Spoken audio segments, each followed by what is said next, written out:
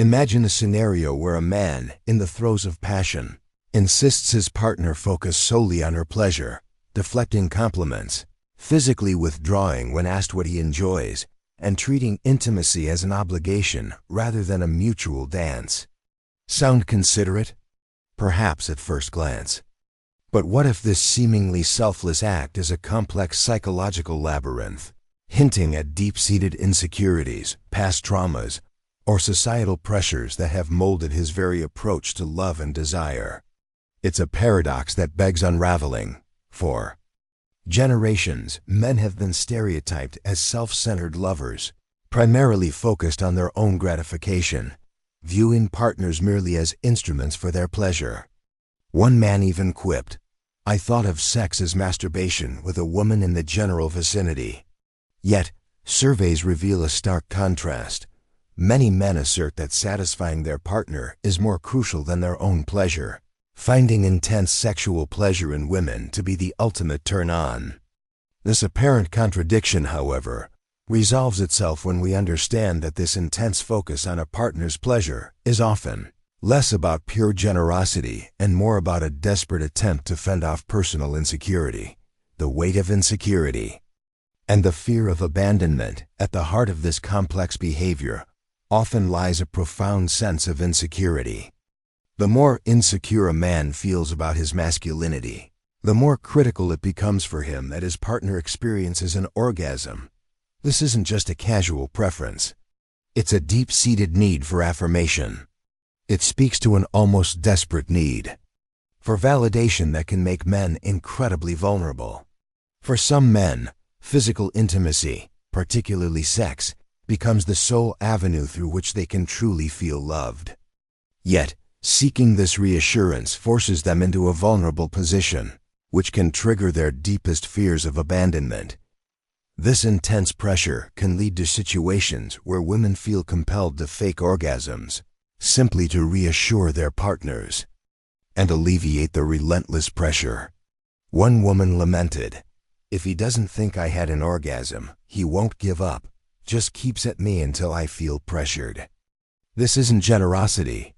It's a man's urgent need to prove his adequacy and worthiness of love, a shield against the looming specter of abandonment. Noted sex therapist Esther Perel highlights that men's reliance on sex for reassurance about their overall adequacy can make them so other-centered in bed that they fear truly inhabiting their own bodies and surrendering to their own pleasure. The unspoken worry is that their partner might be hurt, angry, or even abandon them if they focus on themselves. As a result, sex for many men becomes less about pleasure and more about performance, a landscape riddled with anxiety. They might approach women not with "I want you," but with a hesitant "Do you want me?" This cautious approach, while intended to be considerate, can unfortunately come across as a lack of confident desire, akin to a little boy asking permission. Rather than a man expressing his passion, the echoes of childhood trauma and people-pleasing peeling back another layer. This extreme people-pleasing often has its roots in early childhood experiences. Many men who exhibit this behavior grew up in chaotic households or experienced neglect or abandonment, learning early on that their value was tied to what they could offer others, particularly women. They were taught that love was something to be earned, not freely received. Praise for being quiet, rewards for being helpful, or subtle disapproval for expressing feelings that didn't fit a prescribed script can slowly shape a child's understanding of love and acceptance. This foundational belief becomes deeply ingrained, forming a blueprint for adult relationships. In this learned narrative, their worth becomes inextricably linked to their usefulness to others, what they do, not who they are. This isn't necessarily a conscious decision. It's a survival mechanism. They silence their own desires not out of malice, but because it felt like the only way to be safe, to earn love. By adulthood, this conditioning is so deeply woven into their identity that they don't even recognize it as performance. They simply see it as who they are, the dependable one, the one who never complains, the one who always puts others first. However, This relentless drive to please, this superpower of anticipating needs, comes at a significant cost. It can lead to a profound sense of loneliness and emotional exhaustion. When love is tied to performance, the fear of what would happen if they stopped giving, if they finally said no, becomes overwhelming. Would they still be enough? Would anyone stay? This mindset isn't confined to romantic relationships. It permeates friendships, workplaces, and family dynamics, leaving the man feeling invisible despite constantly carrying the emotional weight for others. The tragedy in all this effort to be the perfect partner is the gradual erosion of the self. The man loses his authentic voice, unable to ask for what he truly wants, not because he lacks desires, but because he fears they would be too much, too selfish, or too disruptive. He molds himself around his partner's needs, becoming what he believes she wants, while burying his true identity. This leads to a quiet grief, a painful awareness that he might be loved for what he gives, but not for who he truly is. When such a relationship falters, it's incomprehensible to him because he gave everything. Yet, true intimacy is built on mutual truth, not one-sided sacrifice. When one person disappears behind the needs of another, true connection is replaced by codependency. Ironically, men with this pattern may even be drawn to partners who reinforce this dynamic, those who take more than they give, because it mirrors the familiar, albeit unhealthy, blueprint from their early lives. If you give enough, you will be loved. If you're good enough, you will be chosen. The influence of societal scripts and cultural expectations, beyond individual upbringing, broader societal and cultural narratives, play a powerful role in shaping this male psychology. Men are often bombarded with messages that define masculinity through strength, control, and the ability to provide and protect, often translating into a sexual context as pleasing. The male orgasm, in many media portrayals, is treated as comical or even shameful, while the female orgasm is elevated to something wonderful, almost sacred. This cultural conditioning creates immense pressure on men to deliver a perfect performance, lest they be labeled as selfish lovers, or worse, not man enough. This fear of being judged, of having their sexual performance spread on the female grapevine, can become a powerful motivator to prioritize their partner's pleasure above all else. This ideal of masculinity, continually elevated by social standards, often leaves men feeling flawed and inadequate. The message becomes, satisfy your partner's needs over your own, or you'll be in trouble. This can lead to a dynamic where men feel perpetually exhausted, trapped in a servant role, unable to express their inner desires. The threat of abandonment, whether from a partner or a crumbling relationship, often looms large, reinforced by cultural narratives about women cheating due to dissatisfaction or relationships dissolving because men didn't serve well. The pervasive influence of pornography also contributes to unrealistic expectations. Many men suffer from pornitis, believing that others are packing schlong the size of a fire extinguisher, leading to deep-seated feelings of inadequacy. This can further fuel the drive to overcompensate by focusing solely on their partner's pleasure, hoping to make up for perceived shortcomings. Some men, in their insecurity, might even struggle with actual physical issues like erectile dysfunction, which they attempt to mask by making the sexual encounter entirely about their partner. The inability to maintain an erection might stem not from a physical failing, but from a profound feeling of unworthiness or fear of being seen. The costly signal of altruism, a complex equation. Interestingly, altruism, defined as selfless concern for the well-being of others, without expectation of reward, has been found to predict mating success in humans. Research suggests that altruists tend to be perceived as more desirable and report having more sex partners, both casual and within relationships. This costly signal theory posits that altruistic behavior requires effort and sacrifice, but advertises desirable qualities too. Potential mates. Who wouldn't want a partner who is kind and giving? For men, in particular, altruism appears to be a more significant factor in attracting partners for short-term sexual encounters. However, there's altruism displayed by men who prioritize their partner's pleasure to an extreme degree is often a distorted form of true altruism. While genuine altruism brings joy and connection, this behavior, driven by fear and insecurity, can feel like an obligation or punishment rather than a joyful act.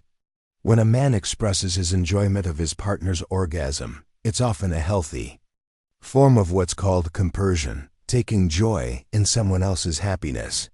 But when it becomes rigid, when it turns into a refusal to receive, it signals something far deeper than selfless giving. It hints at a complex, possibly traumatic, psychological landscape where giving is safe, but receiving is terrifying. The impact on intimacy, a silent barrier. This extreme focus on giving, while seemingly laudable, creates significant barriers to true intimacy and mutual satisfaction. When a man deflects compliments, withdraws when asked about his own desires, and treats sex as an obligation, it becomes a one-way street. Intimacy, by its very nature, is a mutual endeavor, a reciprocal exchange of vulnerability and pleasure. The partner, observing this behavior, might feel shut out, unneeded, or even rejected. As one woman noted, denying her attempts to be a giver, in fact, denies her the pleasure she is deriving from it, and my goal is to increase her pleasure, not decrease it. When a man is unable to receive, he inadvertently robs his partner of the joy of giving, creating an imbalance that erodes the foundation of a shared experience.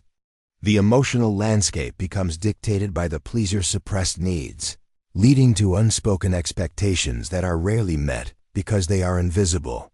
This can lead to a quiet, simmering resentment in the pleaser, and a sense of confusion and frustration in the partner. The relationship on the surface might appear harmonious, but underneath, a deep internal split is forming. The man is playing a role so well that he too forgets he's playing it. The spark fades, conversations become routine and physical. Intimacy grows less magnetic because performance can only go so far. Connection requires vulnerability, and vulnerability cannot exist where desire has been suppressed. Gender similarities in pleasure, opportunities, and the coital imperative. It's crucial to acknowledge that women and men are biologically and psychologically more similar than different in their capacity for sexual pleasure. Despite popular beliefs about men having a higher innate sex drive, studies show that gender differences in sexual desire often depend on how desire is conceptualized and measured. When sexual desire is viewed as activated by external stimuli rather than an internal drive, differences often disappear. Both men and women respond to sexual stimuli with similar genital and brain responses. The idea that men's higher testosterone levels equate to a stronger sex drive is a conflation of reproductive and sexual purposes. Relative hormonal levels, rather than absolute, determine sensitivity to sexual stimulation in both genders. Pleasure gap, where heterosexual women report significantly lower orgasm rates during sex with men compared to heterosexual men, is not due to women's lesser capacity for pleasure. Instead, it reflects unequal opportunities for pleasure stemming from a gendered sexual context.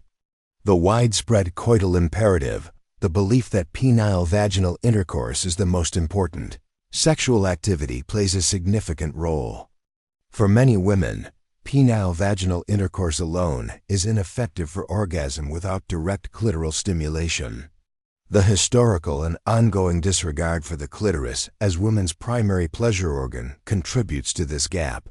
Other gendered practices and scripts further limit women's sexual pleasure opportunities.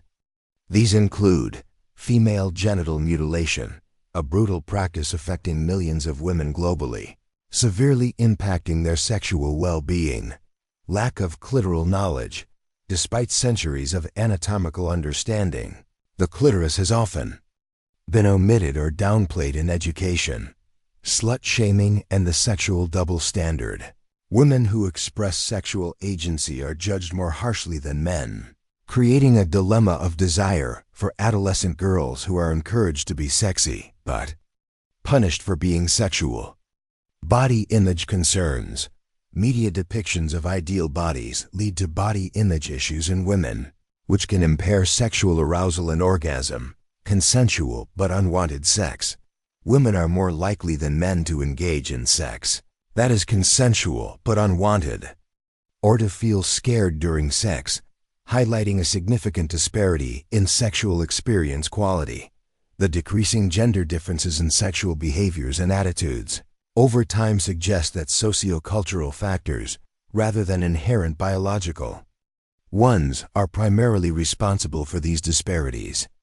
When social contextual factors like stigma and safety are removed, gender differences in sexual behavior, such as receptivity to casual sex offers, diminish.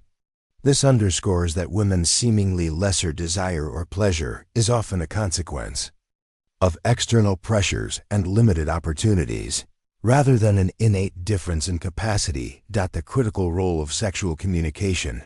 Given these complexities, the quality of sexual communication emerges as a vital component for fostering mutual satisfaction and overall relationship well-being. Openly discussing sexual needs and desires is strongly linked to higher relationship and sexual satisfaction. Despite this, many couples find these conversations difficult, with research showing that partners often have significant misunderstandings about what sexually pleases or displeases each other. A comprehensive meta-analysis revealed that the quality of sexual communication is more strongly associated with relationship and sexual satisfaction than the frequency of communication or sexual self-disclosure alone. This highlights that it's not just about talking, but how you talk with openness, positive affect, and a sense of emotional safety. When partners communicate effectively about sexual issues, they provide each other with crucial information to judge what is pleasing, identify misconceptions, and adapt their sexual scripts to better meet both individuals' needs. The ability to accurately perceive a partner's sexual satisfaction is also key. Studies suggest that while women tend to be relatively accurate in estimating their male partner's sexual satisfaction, men may sometimes underestimate their female partner's satisfaction. This bias in perception can lead to the adoption of sexual scripts that don't truly work for both partners, or a failure to recognize changes in satisfaction over time.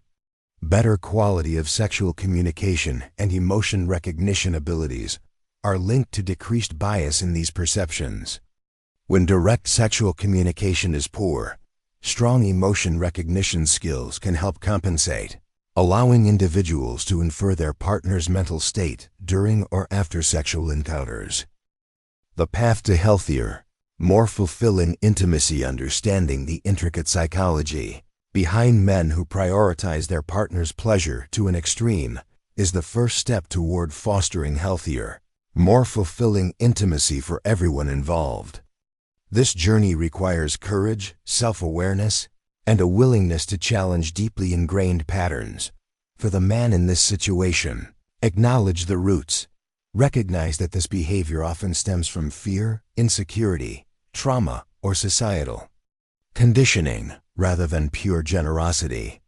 This is not a flaw, but a survival mechanism that no longer serves him. Reclaim self and desire. True healing begins when he gives himself permission to be seen, to want, and to speak his truth, even when his voice shakes.